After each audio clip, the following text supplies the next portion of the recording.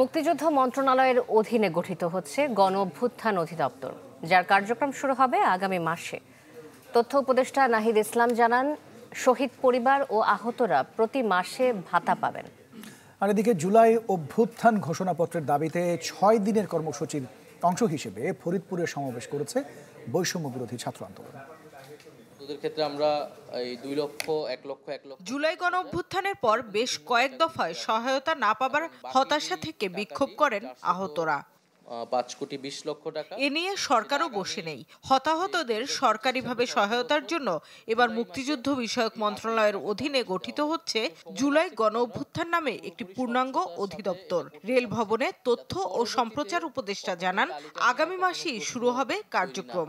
এই অধিদপ্তরের মাধ্যমেই এই জুলাই গণ অভ্যুত্থানের শহীদ পরিবার এবং আহত তাদের পুনর্বাসন সহ এই জুলাই গণ অভ্যুত্থানের সার্বিক বিষয়টি সরকারের জায়গা থেকে সবসময় কার্যক্রম চলমান থাকবে। উপদেষ্টা বলেন, স্বাস্থ্য মন্ত্রণালয়ের হিসেবে 826 শহীদ ও আহত প্রায় 11,000, যার গেজেট আগামী সপ্তাহে প্রকাশ হবে।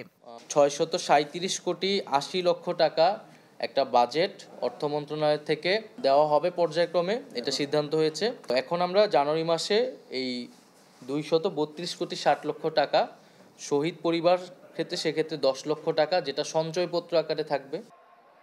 এদিকে ফ্যাসিবাদী প্রথা বিলোপ, নতুন রাজনৈতিক বন্দোবস্ত বিনির্মাণ, বিপ্লবের ঘোষণাপত্রে জন আকাঙ্ক্ষার অন্তর্ভুক্তির লক্ষ্যে ফরিদপুর রাজেন্দ্র কলেজ মাঠে শিক্ষার্থী সমাবেশ করে বৈষম্য বিরোধী ছাত্র আন্দোলন।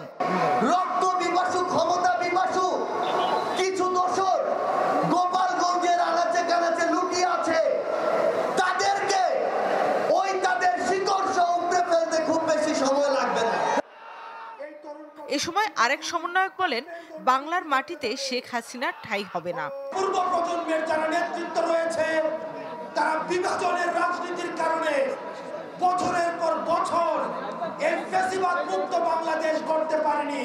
তারা ব্যর্থ হয়েছে।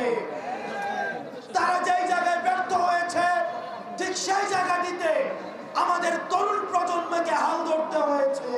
বৈষম্যহীন সমাজ গড়ার প্রত্যয় পুনর্ব্যক্ত করেন সমাবেশে বক্তব্য দেন নেতারা। আশা করব এই লিডারশিপের শামিমা সুলতানা, চ্যানেল 24, ঢাকা।